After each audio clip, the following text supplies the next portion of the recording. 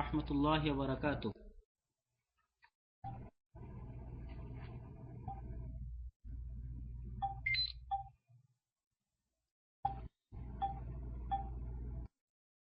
আলহামদুলিল্লাহি ওয়াহদাহু ওয়াসসালাতু ওয়াসসালামু আলা মান লা নাবিয়্যা বা'দাহু আম্মা বা'দ ফাআউযু বিল্লাহি মিনাশ শাইতানির রাজীম বিসমিল্লাহির রহমানির রহিম اقرأ باسم ربك الذي خلق وقال الله تعالى أيضا هل يستوي الذين يعلمون والذين لا يعلمون। প্রশংসা মাত্রই আল্লাহ সুবহানাহু ওয়া তাআলার জন্য, শান্তি অবতীর্ণ হোক রাসূল সাল্লাল্লাহু আলাইহি ওয়াসাল্লামের প্রতি। সকলেই বলি সাল্লাল্লাহু আলাইহি ওয়াসাল্লাম।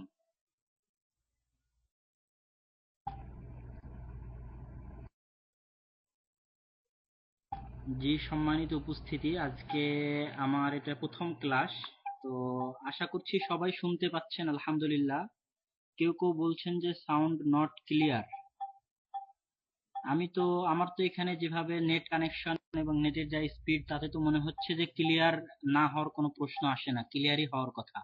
জি আলহামদুলিল্লাহ, অনেক ভাই বললেন ক্লিয়ার, আলহামদুলিল্লাহ। তো ক্লাস ইনশাআল্লাহ আমরা শুরু করতে যাচ্ছি। সর্বপ্রথম আল্লাহর প্রতি শান্তি অবতীর্ণ হোক, তারপরে রাসূল সাল্লাল্লাহু আলাইহি ওয়াসাল্লামের প্রতি দরুদ বর্ষিত হোক। আল্লাহুম্মা সাল্লি আলা মুহাম্মাদ ওয়া আলা আলি মুহাম্মাদ কামা সাল্লাইতা আলা ইব্রাহিম ওয়া আলা আলি ইব্রাহিম ইন্নাকা হামিদুম মাজিদ। আল্লাহুম্মা বারিক আলা মুহাম্মাদ ওয়া আলা আলি মুহাম্মাদ কামা বারাকতা আলা ইব্রাহিম ওয়া আলা আলি ইব্রাহিম ইন্নাকা হামিদুম মাজিদ। আসলে রাসূল সাল্লাল্লাহু আলাইহি ওয়াসাল্লামের প্রতি দরুদ পড়ার বরকত অনেক। মান সাল্লা আলাইয়া সালাতান সাল্লাল্লাহু আলাইহি আশরা, যে ব্যক্তি আমার প্রতি একবার দরুদ বর্ষণ করলো, আল্লাহ সুবহানাহু ওয়া তাআলা তার প্রতি 10 বার রহমত বর্ষণ করবেন। এই দেশে আসার আগে হাদিসের সেরকম কোনো বাস্তবতা বুঝতে পারতাম না, কিন্তু এই দেশে আসার পর আলহামদুলিল্লাহ দেখি যে রাসূল সাল্লাল্লাহু আলাইহি ওয়াসাল্লামের এই হাদিসের বাস্তবতা কতখানি। এই অঞ্চলের লোকেরা, মক্কা মদিনার লোকেরা রাসূল সাল্লাল্লাহু আলাইহি ওয়াসাল্লামকে কতটা ভালোবাসেন। আপনারা কি শুনতে পাচ্ছেন না? একজন ভাই বলছেন যে নো সাউন্ড। জি আলহামদুলিল্লাহ, আলহামদুলিল্লাহ। জি, অনেকেই তো বলছেন শুনতে পাচ্ছেন। তো আলহামদুলিল্লাহ, যারা শুনতে পাচ্ছেন না তাদের উদ্দেশ্যে কেউ একজন লেখেন তাদের নিজের নেট কানেকশনটা ঠিক করে নিক, তাদেরই কানেকশনের হয়তো বা কোনো সমস্যা। আলহামদুলিল্লাহ, অনেক ভাই শুনতে পাচ্ছেন। তো সর্বপ্রথম এটা বলে নিতে চাই যে অনেকেই আমাকে চিনেন, অনেকেই চিনেন না, অনেকেই পরিচয় জানতে চান। সুতরাং সংক্ষিপ্ত একটা পরিচয়টি পর্ব আজকের ক্লাসের শুরুতে হওয়া উচিত। আমার নাম আব্দুল্লাহ, শুধু আব্দুল্লাহ, এটাই আমার নাম। আর আব্দুল্লাহ বিন আব্দুর রাজ্জাক ফেসবুকে লিখি বা বিভিন্ন কোথাও কোনো লেখা দিলে পেপার পত্রিকায় আব্দুল্লাহ বিন আব্দুর রাজ্জাকই লিখি। আর কেননা এই দেশেও প্রচলিত আছে যে পিতার নাম নিজের নামের সাথে লাগানো, এটাই উচিত এবং এটাই ইসলামের একটা অন্যতম পারিবারিক যে সুদৃঢ় একটা দুর্গ, এই দুর্গটা বিচ্ছিন্ন না হতে দেওয়ার একটা অন্যতম মাধ্যম হচ্ছে নিজের নামের সাথে পিতার নাম লাগানো। যতদিন পর্যন্ত মানুষ নিজের নামের সাথে পিতার নাম লাগাতে থাকবে, ততদিন পর্যন্ত এই পারিবারিক দুর্গ ভাঙবে না, তথা অবৈধ যে সম্পর্ক স্থাপন অন্যান্য পাশ্চাত্য অঞ্চলে চলছে, এটা স্থাপন হওয়ার সুযোগ পাবে না। কেননা যখনই পিতার নাম জিজ্ঞেস করবে, তখনই তার এই যে সম্পর্কটা, অবৈধ সম্পর্কটা, এটা ভাঙে যাবে, এটা টিকবে না। তো আব্দুল্লাহ বিন আব্দুর রাজ্জাক এই নামে লিখি। আমার পড়াশোনা শুরু জান্নাতপুর, যেখানে আমার নানির বাড়ি, গাইবান্ধা জেলার অন্তর্গত গোবিন্দগঞ্জ থানা, জান্নাতপুর, সেখানে আমার পড়াশোনা শুরু। সেখানে পড়াশোনা আমি প্রায় 6 মাস করেছিলাম, তারপর মাদ্রাসা বন্ধ হয়ে যায়। তারপর পড়াশোনা করি বর্তমান আহলে হাদিস আন্দোলন বাংলাদেশের কেন্দ্রীয় প্রতিষ্ঠান আল মারকাজুল ইসলামী আস-সালাফি, সেখানে ক্লাস 3 থেকে নিয়ে একদম আলিম 2য় বর্ষ পর্যন্ত। তারপরে দাওরায়ে হাদিস প্রায় 1.5 বছরের মতো দাওরায়ে হাদিস প্রথম বর্ষের ক্লাস করেছি এবং আলিম 2য় বর্ষের আলিম পরীক্ষা, দাখিল আলিম সরকারিভাবে পরীক্ষা দিয়েছি, ওগুলোতে মোটামুটি রেজাল্ট ছিল আলহামদুলিল্লাহ। তারপরে রাজশাহী বিশ্ববিদ্যালয়ে ইসলামিক স্টাডিজ নিয়ে ভর্তি হয়েছিলাম। তারপরে সেখান থেকে ইসলামিক স্টাডিজ ছাড়ে দিয়ে এবং নওদাপাড়ার দাওরায়ে হাদিস ছাড়ে দিয়ে আমি চলে আসি আপনার ভারতে। এখানে এসে প্রথম কোরআন হিফজ করি, কারণ আমি কোরআনের হাফিজ ছিলাম না। কোরআন হিফজ করার পর হানাফি ভাইদের সবচেয়ে বড় প্রতিষ্ঠান দারুল উলুম দেওবন্দ, সেখানে ভর্তি হই। এটা নিয়ে অনেক প্রশ্ন আছে, সেটা আমাদের আলোচনা আজকে বিষয় নয়, এটা অন্যদিন আলোচনা করা যাবে ইনশাল্লাহ। সেখানে আমি 2 বছর পড়াশোনা করি, দাওরায়ে হাদিসের আগের বছর এবং দাওরায়ে হাদিস। এখান থেকে দাওরায়ে হাদিস পড়াশোনা করার পর 2-3 মাস অতিক্রম না হতেই আমার মদিনা বিশ্ববিদ্যালয়ে চান্স হয়। আমি মদিনা বিশ্ববিদ্যালয়ে চলে আসি। মদিনা বিশ্ববিদ্যালয়ে চান্স হয় আমার নওদাপাড়া মাদ্রাসার সার্টিফিকেটে। ওই ওই মানে যে সার্টিফিকেটটা পাঠাইছিলাম ওটাতে আমি ফার্স্ট ছিলাম। ওই সার্টিফিকেটে চান্স হয়। তারপরে এই তো মদিনা বিশ্ববিদ্যালয়ে এখন হাদিস নিয়ে পড়াশোনা করছি। হাদিস আমার সবচেয়ে ভালো লাগে, হাদিস আলোচনা করতে, হাদিস বলতে। তো আলহামদুলিল্লাহ। আর আমার উস্তাদগণের মধ্যে, নওদাপাড়া মাদ্রাসার উস্তাদগণের মধ্যে আমার শ্রদ্ধেয় পিতা, আমার মানে প্রথম উস্তাদ, জীবনের প্রথম উস্তাদ, শিক্ষক, এবং সবকিছুই বলা যায় প্রাথমিক যেগুলো তার কাছেই শিখেছি, আরবি গ্রামার, কোরআন, হাদিস সবই তার কাছে শিখা, আব্দুর রাজ্জাক বিন ইউসুফ। তাছাড়া নওদাপাড়া মাদ্রাসার আরো যারা উস্তাদ আছেন, আব্দুল খালেক সালাফি উস্তাদজি, মুজাফফর বিন মহসিন ভাই, ফজলুল করিম উস্তাদজি। আর আরেকজন উস্তাদের কথা এখানে স্মরণ না করলেই নয়, শাইখ বদিউজ্জামান রাহিমাহুল্লাহ, মারা গেছেন। অনেক ভালোবাসতেন। যারা ওই মাদ্রাসার ছাত্র তারা সবাই তাকে চিনে এবং সবাই তাকে স্মরণ করে। আরবি গ্রামারে অনেক পাণ্ডিত্য রাখতেন। আত-তাহরিক পত্রিকার ফতোয়া লিখতেন। এনারা ছিলেন নওদাপাড়া মাদ্রাসার শিক্ষক। আর তারপরে দারুল উলুম দেওবন্দে প্রিয় শিক্ষক ছিলেন বলতে হাবিবুর রহমান আজমি, মাওলানা আরশাদ মাদানী, নেমাতুল্লাহ আজমি, এনাদের ক্লাস ভালো লাগতো, মুফতি সাইদ আহমদ পালানপুরি। আর এখন মদিনাতে আমাদের উস্তাদ বলতে শেখ আব্দুল মোহসেন আল আব্বাদের দার্সে নিয়মিত বসার চেষ্টা করি। প্রায় সবাই চিনেন শেখ আব্দুল মোহসেন আল আব্বাদকে। তিনি এখানকার প্রিয় উস্তাদদের মধ্যে একজন। এই গেল সংক্ষিপ্ত উস্তাদের তালিকা। আর আমি কোনো শায়েখ না বা আমি কোনো আলেম না, আমাকে সবাই ভাই বলে ডাকলে বা ভাই বলে প্রশ্ন করলে সবচেয়ে ভালো লাগবে। নরমালি একজন হাদিসের ছাত্র মাত্র, আলহামদুলিল্লাহ। তো আমরা আমাদের আলোচনায় আসি। আসলে আমি এই ক্লাসটা নিয়মিত নিব এবং কিভাবে এই ক্লাসটা নিব এটার প্রথম এই বিষয়ে আপাতত কিছু আলোচনা করতে চাই। যে আজকে আমার ক্লাসের বিষয় হচ্ছে, আজকে প্রথমত ইলমের বাস্তবতা। ইলম মূলত কাকে বলে, আধুনিক শিক্ষা, ইসলামী শিক্ষা, ইসলামী শিক্ষা আবার বাস্তবতা কোনটা, ইসলামী শিক্ষা বনাম তাকওয়া, ইসলাম শিক্ষার জন্য সবচেয়ে আপদ বা বিপদ সেটা কি, এটা নিয়ে মূলত আজকে আলোচনা করব। এবং একজন তালেব ইলমের বৈশিষ্ট্য কি থাকা উচিত, বিশেষ করে আপনারা যারা এই ক্লাসে আছেন এবং আমার কথা শুনতে পাচ্ছেন, মনে হয় অনেক ভাই 20-30 জন হবেন। সকলকে উদ্দেশ্য করে বলছি যে ইলমে হাদিসের ছাত্রদের জন্য, আপনারা এখানে ইলমে হাদিস শিখতে আসছেন, পড়তে আসছেন, আপনাদের জন্য কি বৈশিষ্ট্য থাকা উচিত এটাও আজকে আমি আলোচনা করব ইনশাআল্লাহ। তারপরে ক্লাসগুলোতে আলোচনা হবে ইলমে হাদিসের যে বিভিন্ন অধ্যায়গুলো আছে। এই অধ্যায়গুলো যেমন একটা অধ্যায় হচ্ছে তাদবিনুস সুন্নাহ, হাদিস সংকলন সংক্রান্ত। এই যে বুখারী, মুসলিম, আবু দাউদ, নাসাই হাদিসগুলো কিভাবে সংকলিত হলো, এই সংকলন সংক্রান্ত আলোচনাগুলো আসবে। তারপরে আসবে হুজ্জিয়াতে হাদিস, যারা হাদিস অস্বীকার করতে চায়, হাদিস মানতে চায় না, তাদের দলিল আদিল্লাহ, এটা আসবে। তারপরে আসবে উসুলে হাদিস, উসুলে হাদিসের নিয়ম কানুন, কি কি নিয়ম কানুনের উপর ভিত্তি করে হাদিস সহিহ হয়, হাদিস জয়ীফ হয়, এটা আসবে। এই উসুলে হাদিসের আলোচনা পর্যন্ত অবশ্যই চলতে থাকবো ইনশাল্লাহ। তারপরও আরো 3টা আলোচনা আছে, এগুলো আপনাদের অ্যাবিলিটির উপর ভিত্তি করে আমি সামনে আগাবো। যেমন একটা আলোচনা আছে জারাহ ও তাদিল, অনেক গভীর ইলম এটা। ইলমুর রিজাল, রিজাল শাস্ত্র। ইলমু ফিকহিল হাদিস, হাদিস থেকে মাসলা ইস্তেমবাদ করার পথ পদ্ধতি। এগুলো পরবর্তীতে। আপাতত 3টা বিষয় আমাদের সামনে থাকবে। তার মধ্যে তাদবিনুস সুন্নাহ প্রথম। তো তাদবিনুস সুন্নাহর উপর সাধারণত পরবর্তী ক্লাসগুলোতে কি আলোচনা হবে এটা আপনাদের জানা থাকলে ক্লাসের প্রতি আগ্রহটা বাড়বে। প্রথমত আমরা হাদিস সংক্রান্ত যে অভিযোগগুলো আছে এগুলো নিয়ে আলোচনা করব। যেমন কয়েকটা অভিযোগ আপনাদের সামনে বলি। কোরআন সংরক্ষণের জিম্মেদারি আল্লাহ সুবহানাহু ওয়া তাআলা নিয়েছেন, হাদিসের নেননি, এটা একটা অভিযোগ। দ্বিতীয় অভিযোগ, কোরআন যেভাবে লেখা হয়েছে হাদিস কেন সেভাবে লেখা হলো না, এটা একটা অভিযোগ। রাসূল কেন হাদিস লিখতে নিষেধ করেছেন, রাসূল সাল্লাল্লাহু আলাইহি ওয়াসাল্লামের পক্ষ থেকে হাদিস লিখার নিষেধ পাওয়া যায় অনেক হাদিসে, তো রাসূল কেন হাদিস লিখতে নিষেধ করলেন। ওমর রাদিয়াল্লাহু তাআলা আনহু হাদিস জমা করার সিদ্ধান্ত নিয়েছিলেন কিন্তু পরবর্তীতে হাদিস জমা করেননি, কেন তিনি হাদিস জমা করার সিদ্ধান্ত বাদ দিলেন। প্রায় 100 শতাব্দী, 100 হিজরির পরে হাদিসগুলো সংকলন হয়। এত দেরিতে সংকলিত হওয়া হাদিস কিভাবে বুঝবো যে এগুলো রাসূলের কথা। মুহাদ্দিসদের সম্পর্কে আমরা শুনতে পাই যে ইমাম আহমদ বিন হাম্বল 10 লক্ষ হাদিস মুখস্থ ছিল, ইমাম বুখারীর 6 লক্ষ হাদিস মুখস্থ ছিল। তো একটা মানুষের কি 23 বছরের জীবনে এত কথা বলা সম্ভব যে 10 লক্ষ হাদিস হবে, 6 লক্ষ হাদিস হবে? তো মুহাদ্দিসগণ এত হাদিস কোথায় পেল? না সবই মিথ্যা ছিল। আর সবচেয়ে যেটা বড় অভিযোগ হাদিস সংকলনের উপর, সেটা বলা হয়ে থাকে যে ইমাম বুখারী, ইমাম মুসলিম, আবু দাউদ, নাসাই, তিরমিজি, আহমদ বিন হাম্বল সহ আরো যত আলেম ওলামা আছেন সবাই ছিলেন অনারব। সুতরাং আরবদের কাছে অস্ত্রের এবং যুদ্ধের জয়ে অনারবগণ জয়লাভ করতে না পেরে পরাজিত হয়ে অভ্যন্তরীণভাবে ইসলামকে ধ্বংস করার জন্য এই হাদিসগুলোকে অনারব আলেমরা জমা করেছে। এটাকে বলা হয় অনারব ষড়যন্ত্র।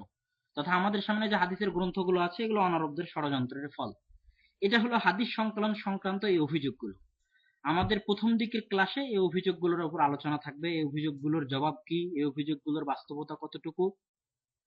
তারপরে আমরা যাব প্রথম শতাব্দীতে সংকলিত হওয়া হাদিস গ্রন্থগুলো, মুয়াত্তা মালিক, মুসান্নাফ ইবনে আবি শাইবা, মুসান্নাফ আব্দুর রাজ্জাক, এই গ্রন্থগুলো কিভাবে তারা জমা করেছেন, এই গ্রন্থগুলো তাদের মানহাজ কি, কোন মানে মানহাজ বলতে যে একটা লেখক ভূমিকাতেই বলে দেয় যে আমি এই গ্রন্থটা এইভাবে লিখছি। তো তাদের গ্রন্থগুলো কি, সেই গ্রন্থগুলোতে কি সহিহ হাদিস আছে না জয়ীফ হাদিস আছে, কোন কোন রাবির তারা হাদিস নিলেন, কিভাবে তারা গ্রন্থটা জমা করলেন, অধ্যায় ভিত্তিক না রাবি ভিত্তিক না সাহাবীদের নাম ভিত্তিক না নিজেদের ওস্তাদদের নাম ভিত্তিক, এই যে তার গ্রন্থের মানহাজগুলো, তার গ্রন্থটা কতটুকু শুদ্ধ, তার গ্রন্থের উপর আজ পর্যন্ত কোনো তাহকিক হয়েছে কিনা, তার গ্রন্থের কোনো ব্যাখ্যা বিশ্লেষণ আছে কিনা, এই এই জাতীয় আলোচনাগুলো আমরা করব। প্রথম শতাব্দীতে জমা হওয়া গ্রন্থগুলো তাদের উপরে আলোচনা থাকবে, তারপরে আসবে দ্বিতীয় শতাব্দীতে জমা হওয়া গ্রন্থগুলো, তারপরে আসবে তৃতীয় শতাব্দীতে জমা হওয়া গ্রন্থ, বুখারী, মুসলিম, আবু দাউদ, নাসাই, তিরমিজি, এগুলো সবই তৃতীয় শতাব্দীতে জমা হওয়া গ্রন্থ। তো এই আলোচনাগুলোতে থাকলে সবচেয়ে যেটা বড় উপকার হবে সেটা হচ্ছে আপনি আগে বুখারী পড়ে যতটুকু মজা পেতেন, আমার এই ক্লাসে অংশগ্রহণ করার পর বুখারী পড়ে তার চেয়ে বেশি মজা পাবেন। আগে আবু দাউদ, আগে নাসাই, আগে তিরমিজির অনুবাদ পড়ে যতটুকু ভালো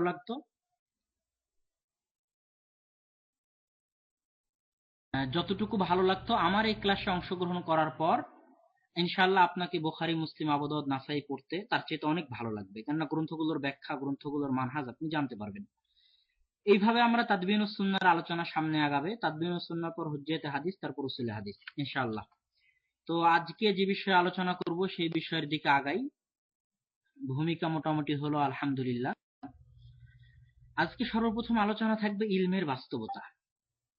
সবাইকে খুব মনোযোগ দিয়ে শোনার জন্য আহ্বান করছি। ইলমের বাস্তবতাটা আসলে কি? প্রথমত আমরা আধুনিক শিক্ষার সাথে ধর্মীয় শিক্ষার একটা মানে আপেক্ষিক পর্যালোচনা করব। আসলে শিক্ষা এবং শিক্ষিত শব্দ দুটি মানব সমাজের সবচেয়ে দামি শব্দ। ভালো চাকরির জন্য শিক্ষা চাই, ভালো পাত্র পাত্রী হওয়ার মানদণ্ড শিক্ষা, উন্নতির জন্য শিক্ষা, দারিদ্র মুক্তির জন্য শিক্ষা, সভ্য সমাজের জন্য শিক্ষা, সবই যেন শিক্ষা।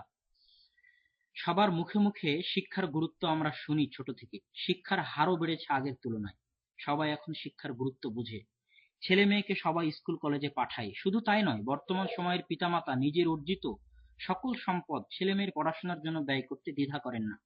লক্ষ লক্ষ টাকা খরচ করে ছেলে মেয়েকে বিভিন্ন বেসরকারি বিশ্ববিদ্যালয়, মেডিকেল ও ইঞ্জিনিয়ারিং কলেজে ভর্তি করান, ল পড়তে লন্ডন পাঠান, বিবিএ এমবিএ করতে মালয়েশিয়া পাঠান, এসএসসি এইচএসসি তে এ প্লাস পাওয়ার জন্য, গোল্ডেন এ প্লাস পাওয়ার জন্য কত প্রাইভেট, কত কোচিং এ মাথার ঘাম পায়ে ফেলা টাকা নির্দ্বিধায় ঢালেন, তার কোনো ইয়ত্তা নাই।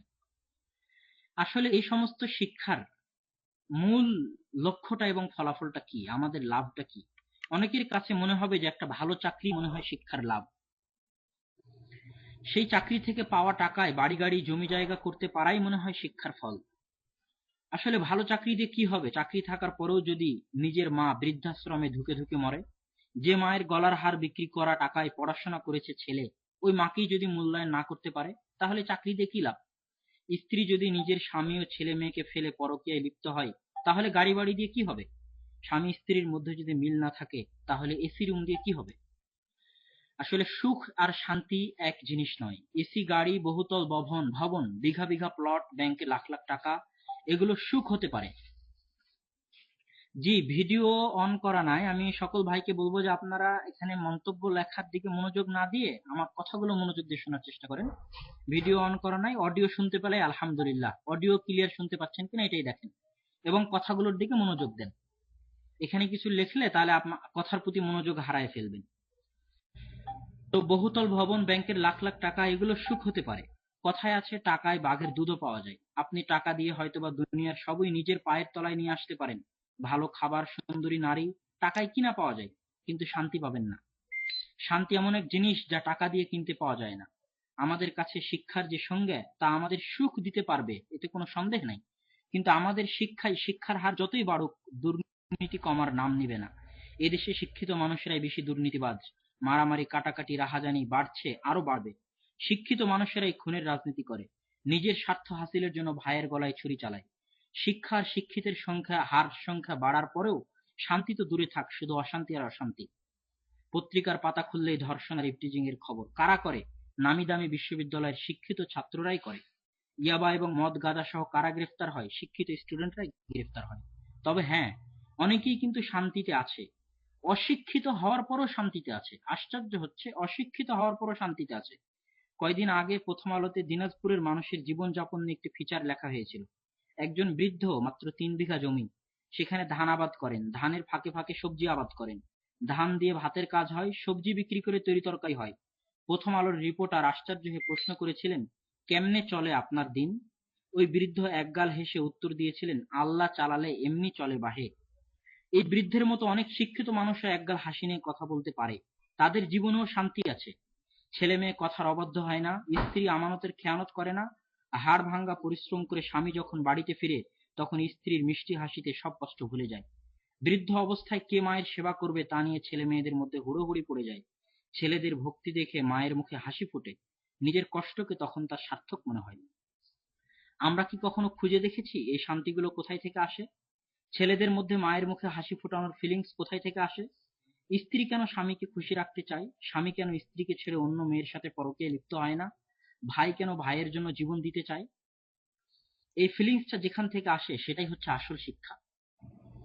এই ফিলিংসটা যেখান থেকে আসে সেটাই হচ্ছে আসল শিক্ষা। এই শিক্ষা কিছু দিতে পারুক আর না পারুক, শান্তি অবশ্যই দিতে পারবে। এই শিক্ষা বাড়ি গাড়ি দিতে না পারলেও হাসি দিতে পারবে। এই শিক্ষা এসি রুম দিতে না পারলেও মানসিক প্রশান্তি দিতে পারবে। এই শিক্ষা দেশকে সর্বোন্নত না বানাতে পারলেও সবচেয়ে শান্তির দেশ বানাতে পারবে। সম্মানিত উপস্থিতি, এই শিক্ষার নাম আমরা দিতে পারি মানবতার শিক্ষা, মানুষ হওয়ার শিক্ষা।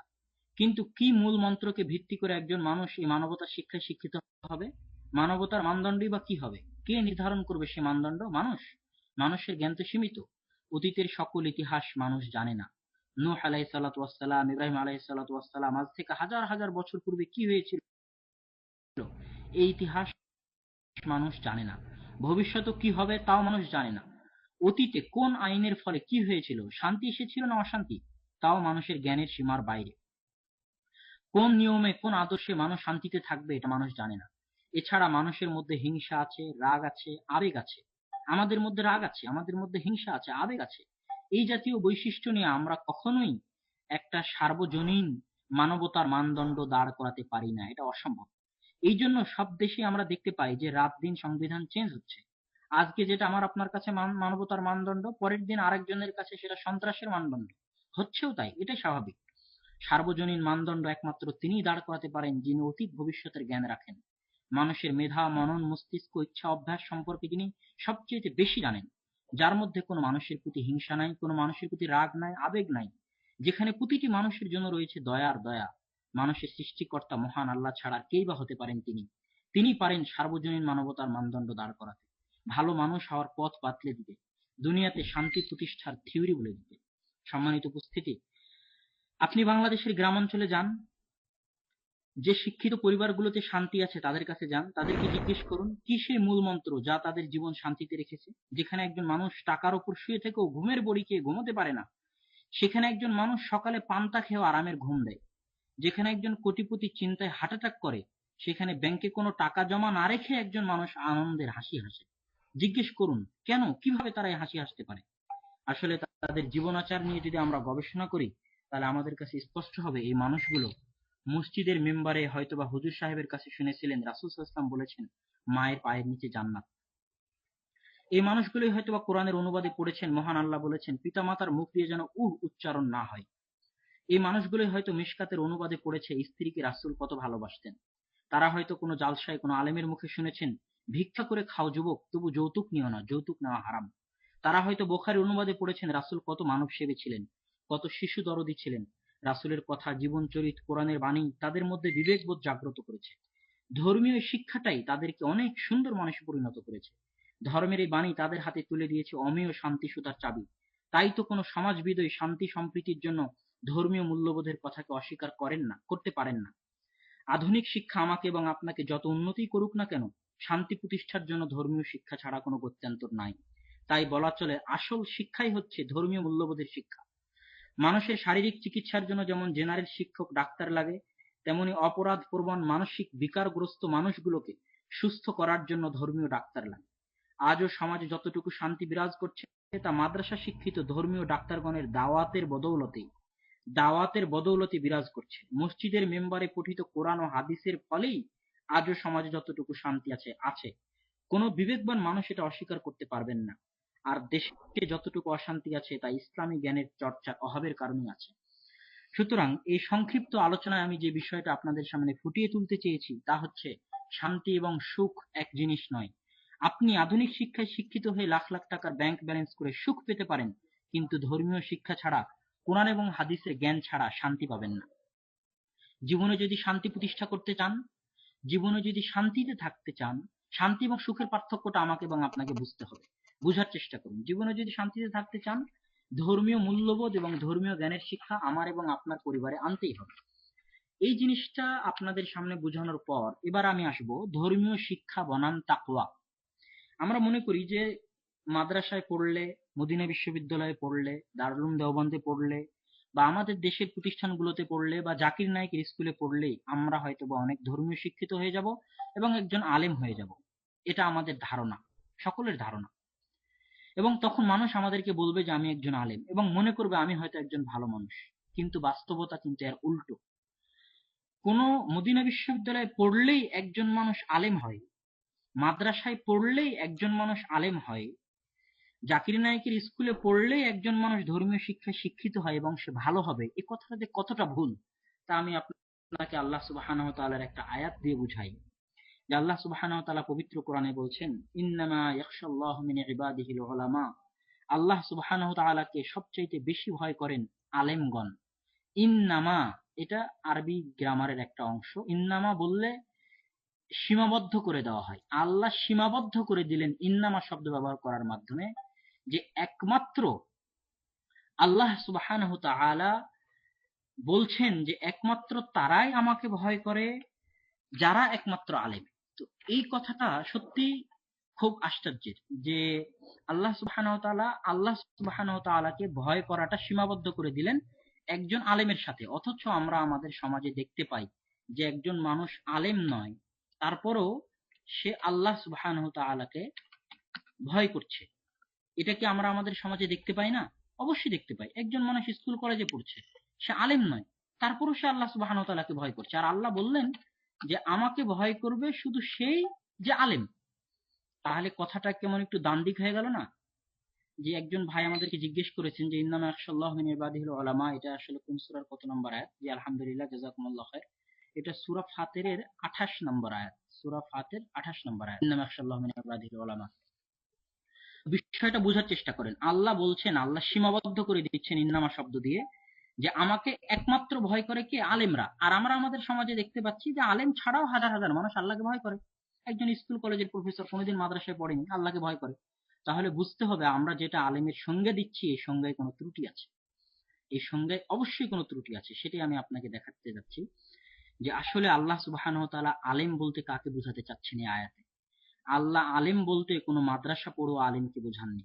আলেম বলতে আমার মতো মদিনা বিশ্ববিদ্যালয়ে পড়া কোনো ছাত্রকে, আর মদিনা বিশ্ববিদ্যালয় থেকে ফারেগ হওয়া কোনো মাদানী আলেমকে বোঝাননি, বা জাকির নায়েকের স্কুলে পড়ে এরকম কোনো আলেমকে বোঝাননি, বা আমাদের দেশের মাদ্রাসায় পড়ে এরকম কোনো আলেমকে বোঝাননি। আল্লাহ মূলত বুঝাচ্ছেন সেই আলেম যে আমাকে ভয় করে। চাহে সে মাদ্রাসায় পড়ুক, চাহে স্কুলে পড়ুক, চাহে কলেজে পড়ুক, চাহে বিশ্ববিদ্যালয়ে পড়ুক, আলেম সেই যে আমাকে ভয় করে। জ্ঞানী ব্যক্তি সেই যে আমাকে ভয় করে। মদিনা বিশ্ববিদ্যালয়ে পড়ার পরও যদি একজন আলেম আল্লাহকে ভয় না করে, পাপ কাজে লিপ্ত হয়, তাহলে সে আলেম নয়। এই জন্য আমরা দেখতে পাই আমাদের সমাজে অনেক আলেম আছে, কিন্তু সুদ খাচ্ছেন, ঘুষ খাচ্ছেন, অন্যায় কাজ করছেন, পাপে লিপ্ত হচ্ছেন। তাহলে আমরা যদি তাকে আলেম বলি, তাহলে আমাদের সঙ্গে বুঝতে হবে ভুল। তার কাছে যতই কামেল ডিগ্রি পাস, যতই মদিনা বিশ্ববিদ্যালয়ের মাদানী ফারেক, দাওরা ফারেক হোক, সে ব্যক্তি আলেম নয়। আল্লাহ বলছেন সে আলেম নয়। আল্লাহ বলছেন আলেম সেই যে আমাকে ভয় করে। তো এখানে এখন একটা প্রশ্ন জাগতে পারে যে আল্লাহ তাকে কেন জ্ঞানী বললেন, তাকে কেন আলেম বললেন যে আল্লাহ সুবহানাহু ওয়া তাআলাকে ভয় করে? অথচ আমরা দেখি আমাদের সমাজে একদল মানুষ আছে যারা বলে খাও দাও ফুর্তি করো। এই স্লোগান দিয়ে যারা আনন্দ উৎসবে মেতে থাকে তারা নিজেদেরকে খুব বুদ্ধিমান ও চালাক মনে করে। অন্যদিকে যারা তাকওয়াবান ও পরহেজগার হয়ে মহান আল্লাহকে ভয় করে তাদেরকে ব্যাকডেটেড, খ্যাত, অসামাজিক, বোকা, জীবনের অর্থ বোঝে না, পাগল এই জাতীয় মনে করে।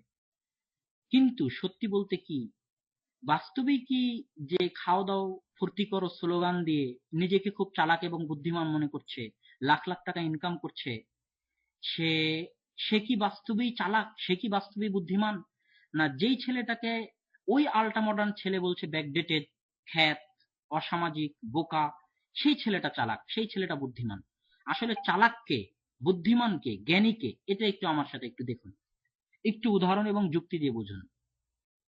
সত্যি বলতে হচ্ছে, সত্যি বলতে যে ওই ছেলেটা, ওই আল্ট্রা মডার্ন ছেলে যে লাখ লাখ টাকা ইনকাম করছে, মেয়ে নিয়ে ফুর্তি করছে, গান বাজনা বাজাচ্ছে এবং বলছে খাওয়া দাওয়া ফুর্তি করো, বোকার বোকা, অধমের অধম, তার মাথায় বুদ্ধি বলতে কিচ্ছু নাই, বুদ্ধির বিন্দু মাত্র নাই। আর এই ছেলে যে তাকওয়া এবং পরহেজগারি, যে কত চালাক, কত চালাক, কত বুদ্ধিমান, কত বুদ্ধিমান, এটা আপনি কল্পনাই করতে পারবেন না। একটু উদাহরণ নিয়ে দেখুন, যে আমরা এই দুনিয়াতে বসবাস করছি, ওই ছেলেও বসবাস করছে, একজন আল্ট্রা মডার্ন ছেলেও, এবং একজন খ্যাত অসামাজিক বোকা ছেলেও এই দুনিয়াতে বসবাস করছে।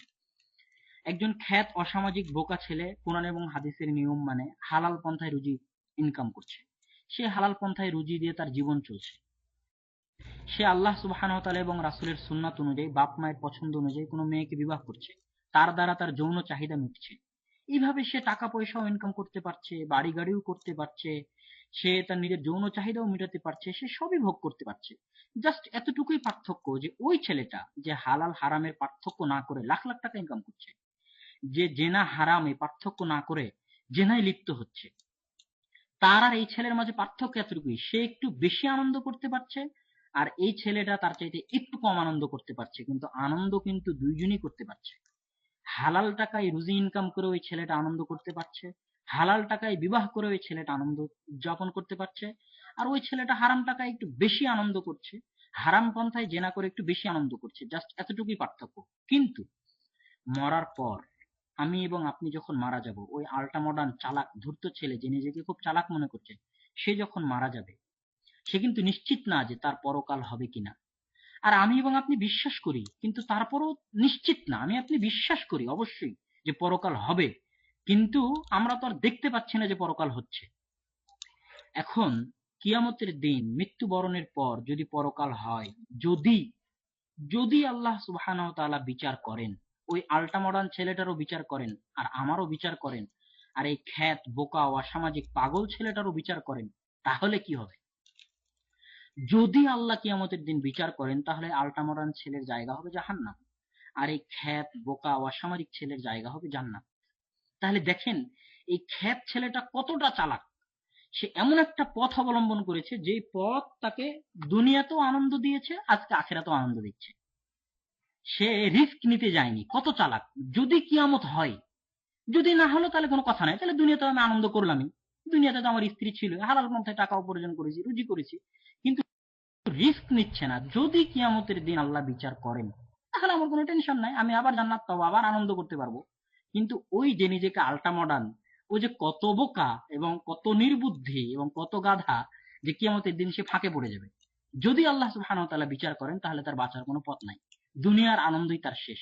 তাহলে দেখেন একজন বোকা, একজন অসামাজিক, একজন খ্যাত ছেলে কতটা চালাক, কতটা বুদ্ধিমান, একসাথে সে দুনিয়াতেও আনন্দ উপভোগ করলো, এখন আখেরাতেও আনন্দ উপভোগ করবে, এবং যখন সে জাহান্নামের আগুনে পুড়বে, তখন এই ছেলেটা জান্নাতে হাসি এবং আনন্দ করবে।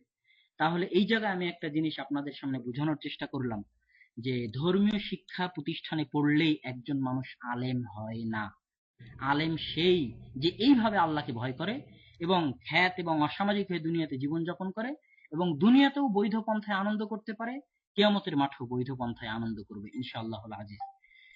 সুতরাং এখানে সংক্ষিপ্ত আলোচনায় আমাদের সামনে স্পষ্ট হলো যে ইলমের বাস্তবতাটা কি, জ্ঞানের বাস্তবতাটা কি। জ্ঞানের বাস্তবতা এটা নয় যে কামেল আলেম, কামেল ডিগ্রি করা বা মদিনা বিশ্ববিদ্যালয় থেকে ফাইক হওয়া। জ্ঞানের বাস্তবতা ওটাই, সে তত বেশি জ্ঞানী যে তত আল্লাহকে ভয় করে, যে আল্লাহকে যত ভয় করে সে তত বেশি জ্ঞানী। সুতরাং আপনার গ্রামে যদি কোনো তাকওয়াবান ব্যক্তি থাকে, সবচেয়ে পরহেজগার, তাহলে মনে করবেন ওই লোকটা সবচেয়ে জ্ঞানী, জীবনের বাস্তবতা ওই সবচেয়ে বেশি বুঝে, এবং সবচাইতে চালাক এবং সবচাইতে বুদ্ধিমান ওই লোকটাই, একসাথে দুনিয়াও কামাচ্ছে আখেরাতও কামাচ্ছে। আর যার তাকওয়া যত কম, সে তত কম জ্ঞানী, সে তত বেশি বোকা, সে তত কম চালাক, সে তত কম বুদ্ধিহীন। সুতরাং আমরা আমাদের এই আলোচনাটা এখানে শেষ করে এখন আমাদের আলোচনা সামনের দিকে নিয়ে যাচ্ছি, যে আমরা যেহেতু ধর্মীয় শিক্ষা এখানে শিখব, আমরা ইলমের বাস্তবতা, জ্ঞানের বাস্তবতা জানলাম। এখন আমরা ধর্মীয় শিক্ষার ছাত্ররা আজকের বিষয়টা আমি তো শুরুতেই বলে নিয়েছি যে আজকে আমাদের আলোচনার বিষয় হচ্ছে প্রথমত ইলমের বাস্তবতা, তারপরে একজন তালেবে ইলমের হাদিসের বৈশিষ্ট্য, মানে কি থাকা উচিত বৈশিষ্ট্য, এটা নিয়ে আমরা আলোচনা করব। তারপরে ইনশাআল্লাহ আমি শুরুতেই বলে নিয়েছি যে আজকে আমাদের কি কি বিষয়ে আলোচনা হবে। তো এখন এই মুহূর্তে ধর্মীয় শিক্ষার সবচেয়ে বড় আপদ এবং সবচেয়ে বড় বিপদ, যারা এখানে ধর্মীয় শিক্ষা শিখতে আসছেন এবং এই মুহূর্তে যারা ক্লাসে উপস্থিত আছেন, সকলকেই এই বিষয়টা শোনার জন্য খুব অনুরোধ করছি যে ধর্মীয় শিক্ষার সবচেয়ে বড় আপদ, আপনি যে এখানে আছেন ক্লাস করতে, এর মধ্যে আপনার জন্য সবচেয়ে বিপদ, আর আমি যে এখানে ক্লাস নিতে আসছি আমার জন্য সবচেয়ে বিপদ, আল্লাহ মাফ করুক, আমার জন্য সবচেয়ে বিপদ, আপনার জন্য সবচেয়ে বিপদ হচ্ছে রিয়া, লোক দেখানো, ইখলাস না থাকা। মিশকাতের কিতাবুল ইলমে বুখারী শরীফ থেকে একটা হাদিস মিশকাতে আছে, কিতাবুল ইলম, হাদিসটা আমি আপনাদেরকে পূর্ণই শোনাচ্ছি। ইন্না ওয়ালা নাস ইউকদা আলাইহি ইয়াউমাল কিয়ামাহ, কিয়ামতের মাঠে সর্বপ্রথম তিন শ্রেণীর মানুষের বিচার করা হবে। আল্লাহ সুবহানাহু ওয়া তাআলা সর্বপ্রথম একজন একজন করে ডাকবেন, তার মধ্যে সর্বপ্রথম তাকে ডাকবেন যাকে আল্লাহ সুবহানাহু ওয়া তাআলা জিহাদ করার ক্ষমতা দিয়েছিলেন, যুদ্ধ করার ক্ষমতা দিয়েছিলেন। তাকে ডেকে বলবেন, তার নিয়ামতগুলো, আল্লাহর নিয়ামতগুলো তার সামনে পেশ করবেন। তারপর বলবেন ফামা আমিলতা ফিহা, এই নিয়ামতগুলোর বিনিময়ে তুমি আমার জন্য কি করেছো? সে বলবে কাতালতু ফিকা হাত্তা সুশিদ্দু, হে আল্লাহ, আমি আপনার এই নিয়ামতগুলোর বিনিময়ে আপনার রাস্তায় জিহাদ করেছি, এমনকি আমি শহীদ পর্যন্ত হয়ে গেছি।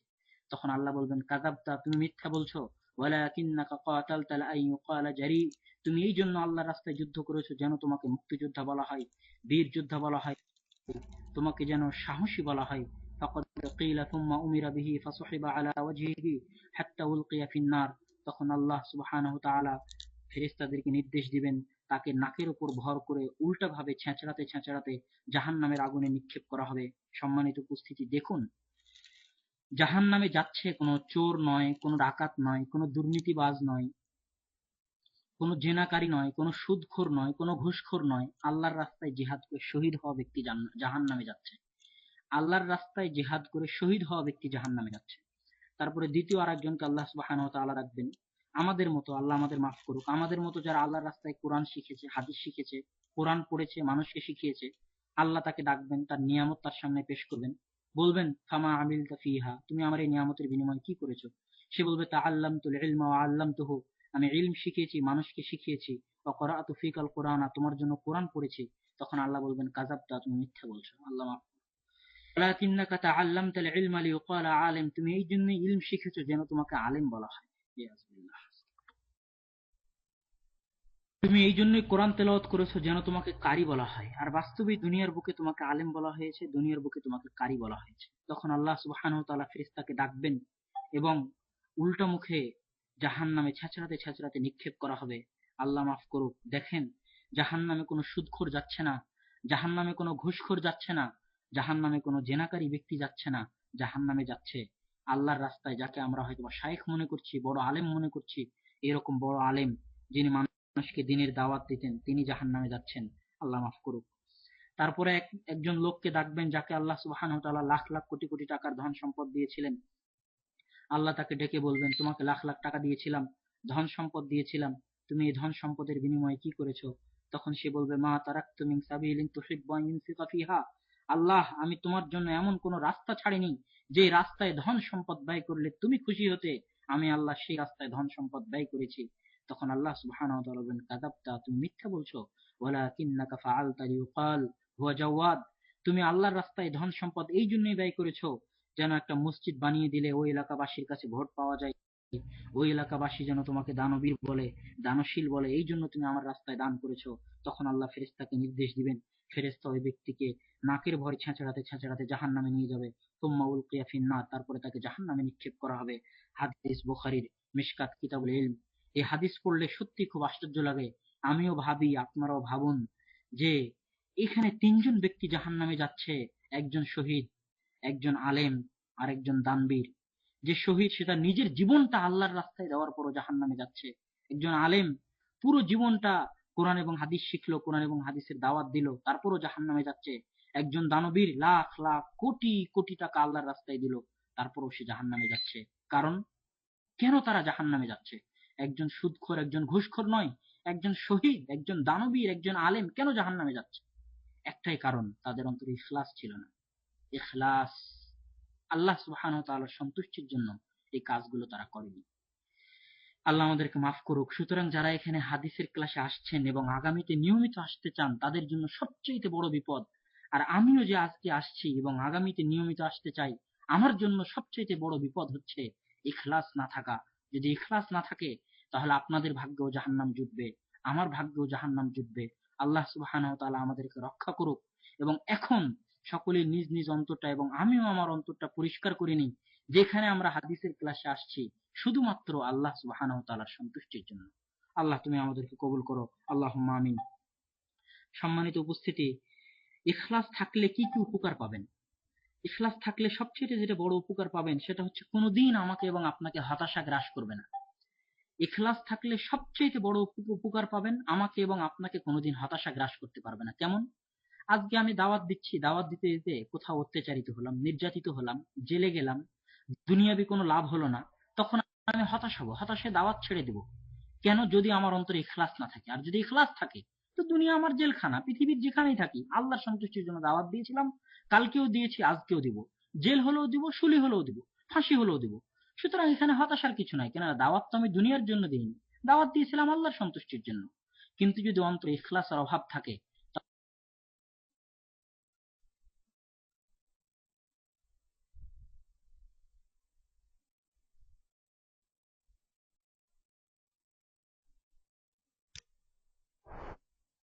আরো অনেক হাদিসের গ্রন্থ লেখা হয়েছিল, কিন্তু সেগুলো একটাও নাই।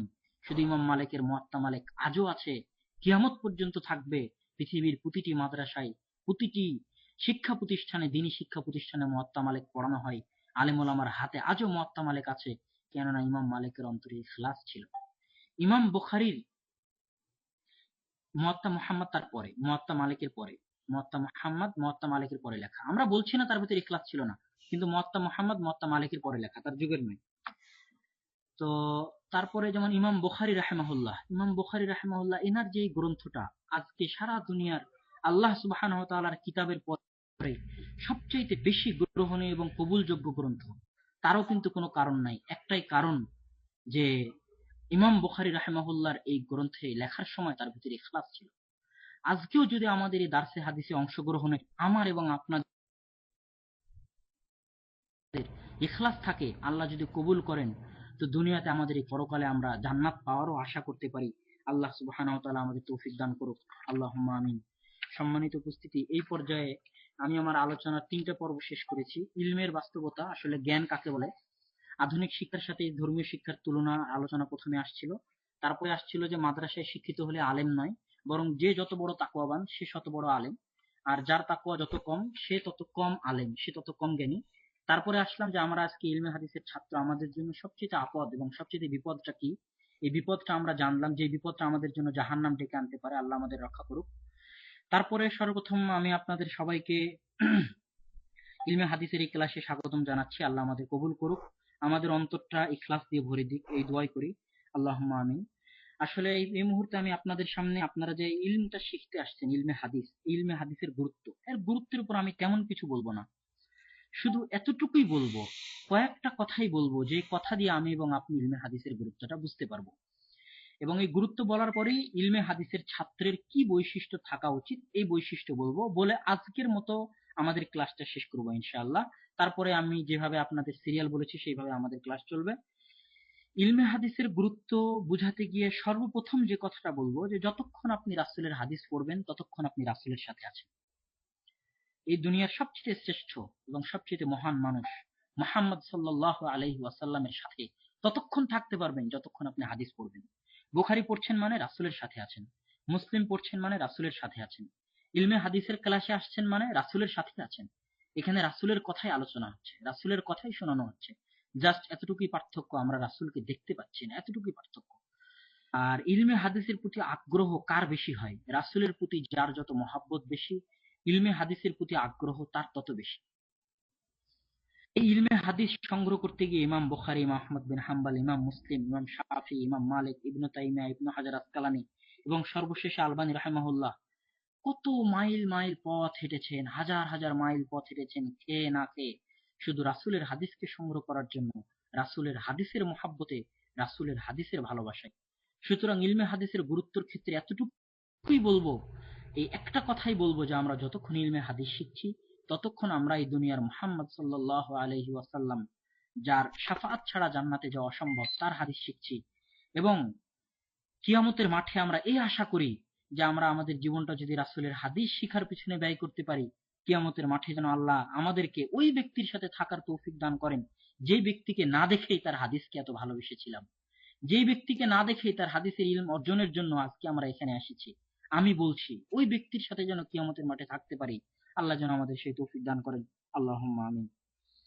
সম্মানিত উপস্থিতি, ইলমে হাদিসের সকলের টার্গেট থাকতে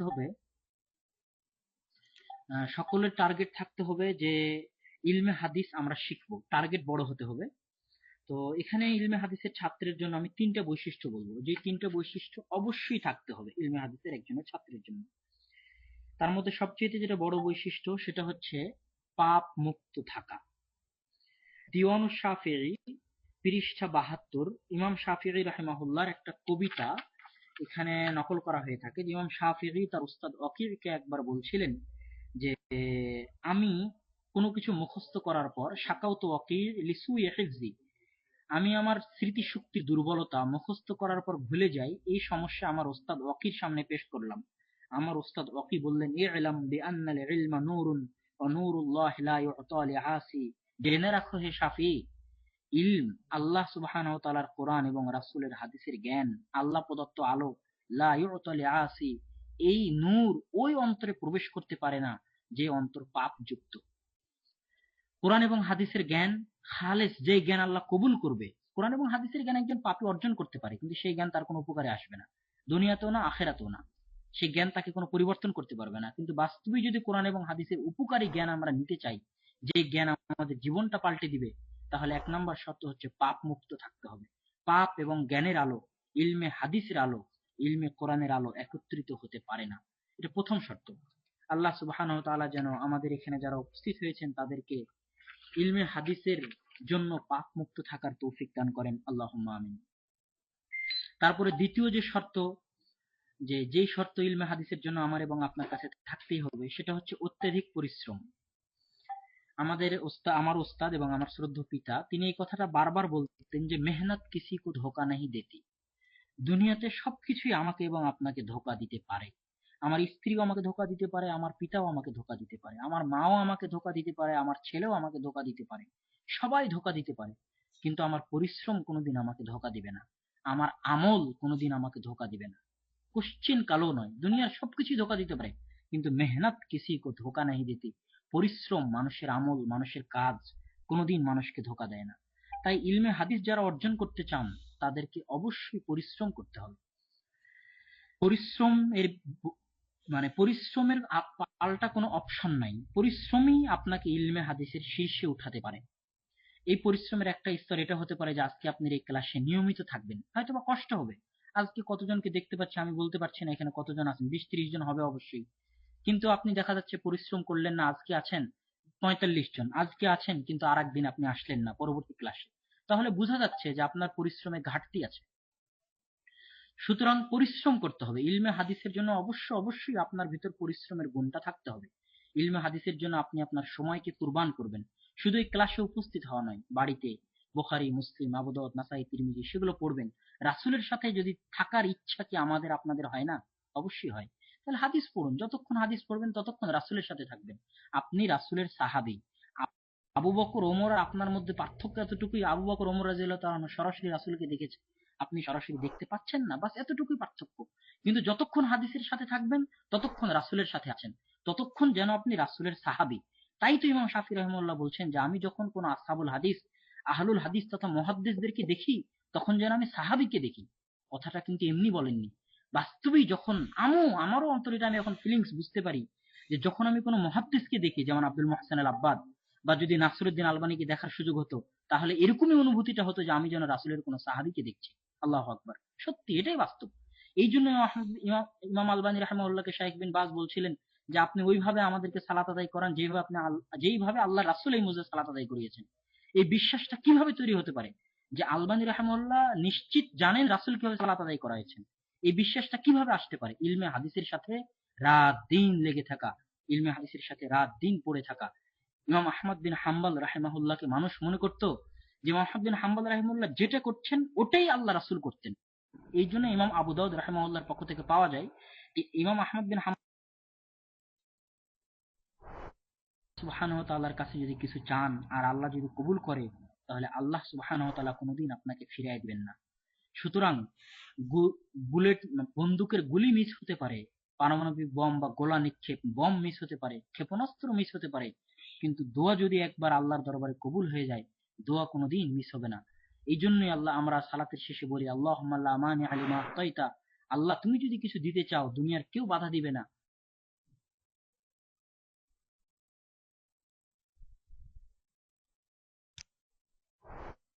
যেন জীবনটা পার করার তৌফিক দান করেন। আল্লাহুম্মা আমিন। আল্লাহ আমাদের সেই তৌফিক দান করুক। অবশ্যই দোয়া করবেন আল্লাহর কাছে। আল্লাহর কাছে দোয়া যদি কবুল হয় তাহলে সবই মিস হতে পারে কিন্তু দোয়া মিস হবে না ইনশাআল্লাহ। এবার আসি, তিনটা বৈশিষ্ট্য আমি বললাম একজন তালিব ইলমের জন্য অবশ্যই থাকতে হবে। আবার বলছি, 1 নাম্বার পাপ মুক্ত থাকতে হবে, 2 নাম্বার অত্যধিক পরিশ্রম থাকতে হবে, 3 নাম্বার আল্লাহ সুবহানাহু ওয়া তাআলার কাছে দোয়া থাকতে হবে।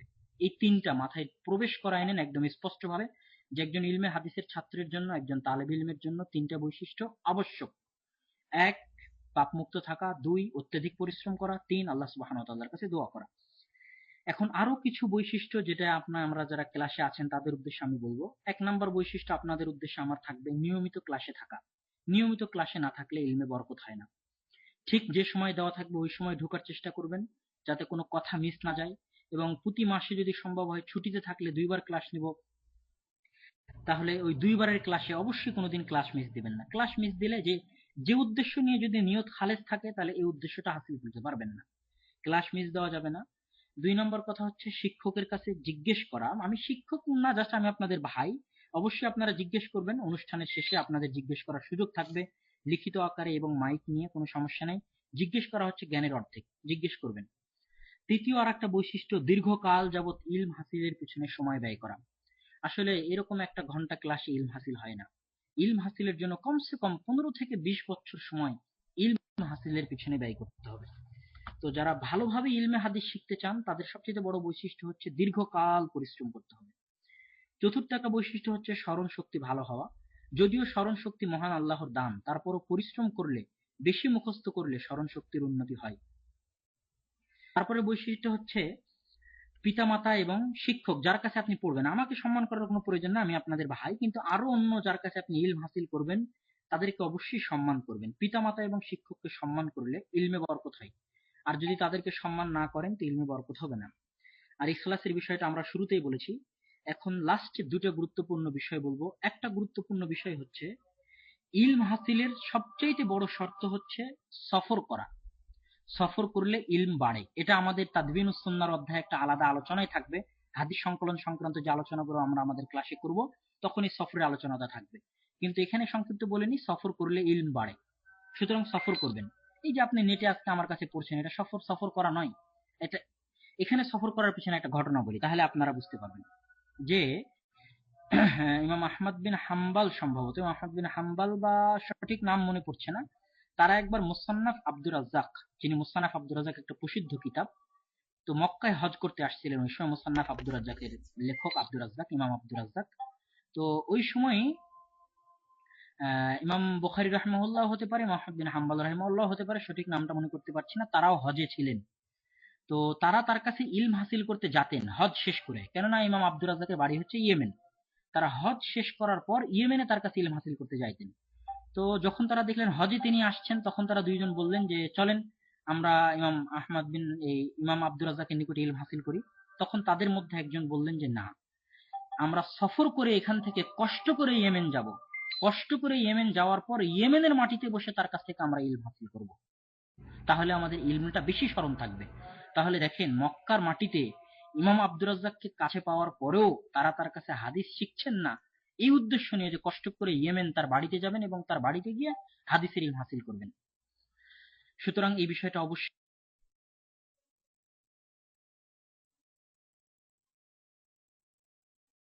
মাথায় রাখবেন যে সফর করতে হবে ইলম হাসিলের জন্য। ইলম হাসিলের জন্য সফর করি, ইলম অনুযায়ী ইখলাস থাকে তাহলে আমরা ইলম অনুযায়ী আমল করতে পারবো। ইলম অনুযায়ী যদি আমল আমরা না করি তাহলে এই ইলম আমাদের জন্য কিয়ামতের মাঠে ক্ষতির কারণ হবে। সুতরাং এই 10টা, এখানে যে 10টা বৈশিষ্ট্য বললাম মোটামুটি 10টাই হবে। আমি আবার বলছি, নিয়মিত ক্লাসে থাকা, শিক্ষকের কাছে জিজ্ঞেস করা, দীর্ঘকাল যাবৎ ইলম হাসিল করা, স্মরণ শক্তি ভালো হওয়া, পিতামাতা এবং শিক্ষককে সম্মান করা, ইখলাসের সাথে ইলম হাসিল করা, ইলমের জন্য সফর করা, ইলম অনুযায়ী আমল করা। এই প্রাথমিক বিষয়গুলো অবশ্যই কাছে আপনারা রাখবেন, বৈশিষ্ট্যগুলো। এবং এখন এই মুহূর্তে আর একটা বিষয় আপনাদের সামনে আমি বলতে যাচ্ছি যে এখানে আমাদের আলোচনাগুলো হবে ইলমি। আমি যে আলোচনাগুলো করবো এগুলো ইলমি। এর জন্য ইলমে হাদিসের প্রতি যেমন আগ্রহ থাকা লাগবে, তেমনি প্রস্তুতিও থাকা লাগবে। প্রস্তুতি বলতে এই যে আপনি শুনছেন, রেকর্ড হচ্ছে, এটার উপরে ভরসা করে আপনি থাকে যাবেন, তাহলে আমার এই কথাগুলো স্থায়ী হবে না। আপনাদের সকলের কাছে খাতা কলম থাকতে হবে। কেননা আমি যে আলোচনাগুলো করব আগামী ক্লাসগুলোতে, এগুলো আপনি শুনেই মনে রাখতে পারবেন না, এটা অসম্ভব। মানে এমন গভীর আলোচনা হবে যেগুলো আপনি শুনেই মনে রাখতে পারবেন না। সুতরাং আপনার কাছে খাতা কলম থাকতে হবে। আমি যে কথাগুলো বলবো, যেগুলো আপনি জানতেন না, ওগুলো খাতা কলমে লিখে নেবেন, তাহলে অনেক দিন যাবত মনে থাকবে। আর যদি রেকর্ডের উপর ভরসা করে থাকেন তাহলে মনে থাকবে না। সুতরাং আপনাদের সকলের প্রতি অনুরোধ থাকবে দুইটা, নিয়মিত ক্লাসে থাকা এবং ক্লাসে আসলে অবশ্যই খাতা কলম সাথে করে নিয়ে আসবেন এই ক্লাসে যদি উপস্থিত হতে চান, কেননা আমাদের আলোচনাগুলো হবে ইলমি। তো আমি আমার বক্তব্য এখানে শেষ করছি, আমি আমার আজকের দার্সটা এখানে শেষ করছি। রেকর্ড যে ভাই করছেন তিনি অফ করতে পারেন, কিন্তু আমি দার্সের পরেও শুরুতে যে আমি আমার সিরিয়ালটা বলেছিলাম যে কি কি পড়াবো, কি কি এখানে দার্স দিব, সেই সিরিয়ালটা নতুন যারা যোগ হয়েছেন তাদের জন্য আমি আবার সিরিয়ালটা বলছি। আমার পরবর্তী ক্লাস হবে তাদবিনুস সুন্নাহ। আচ্ছা, সবার আগে বলে নিই যে ইলমে হাদিস সংক্রান্ত ইলমগুলো কয়েক প্রকার। একটা হচ্ছে ইলমু তাদবিনুস সুন্নাহ, ইলমু হুজ্জাতুল হাদিস, ইলমু উসুলিল হাদিস, ইলমুল জারাহ ওয়াত তা'দিল, ইলমুর রিজাল, ইলমু ফিকহিল হাদিস। তো এই 6টা বিষয়কে আগে আমরা ভালোভাবে বুঝি যে ইলমু তাদবিনুস সুন্নাহ হচ্ছে হাদিস সংকলন সংক্রান্ত জ্ঞান। ইলমু হুজ্জাতুল হাদিস হচ্ছে হুজ্জাত হাদিস, হাদিসের প্রমাণ। ইলমু উসুলিল হাদিস হচ্ছে হাদিসের পরিভাষা সংক্রান্ত জ্ঞান। ইলমুল জারাহ ওয়াত তা'দিল হচ্ছে জারাহ ও তা'দিল, রাবীদের ন্যায়পরায়ণ আর অসৎ হওয়া সংক্রান্ত জ্ঞান। ইলমুর রিজাল, রিজাল শাস্ত্র সংক্রান্ত জ্ঞান, যে রাবীদের জীবনী, জন্ম, মৃত্যু ইত্যাদি সংক্রান্ত জ্ঞান। তো আমাদের প্রথম আলোচনা হবে ইলমু তাদবিনুস সুন্নাহ, হাদিস সংকলন সংক্রান্ত। আমাদের কাছে হাদিসগুলো কিভাবে সংকলিত হয়ে আসলো। প্রথমে আমরা আলোচনা করব হাদিস সংকলন সংক্রান্ত অভিযোগগুলো নিয়ে। অভিযোগগুলো আমি আপনাদের সামনে পড়ে শোনাইছিলাম, আবার শোনাচ্ছি যাতে পরবর্তী ক্লাসের প্রতি আগ্রহ থাকে। কোরআন সংশোধনের জিম্মেদারি আল্লাহ নিয়েছেন, হাদিসের নেননি, এটা একটা অভিযোগ। কোরআন যেভাবে লেখা হয়েছে হাদিস কেন সেভাবে লেখা হলো না, এটা একটা অভিযোগ। রাসূল কেন লিখতে নিষেধ করেছেন, রাসূলের পক্ষ থেকে লিখতে নিষেধ পাওয়ার হাদিস পাওয়া যায়, সহিহ হাদিস। তাহলে রাসূল কেন হাদিস লিখতে নিষেধ করলেন? ওমর রাদিয়াল্লাহু তাআলা আনহু কেন হাদিস লিখতে নিষেধ করতেন?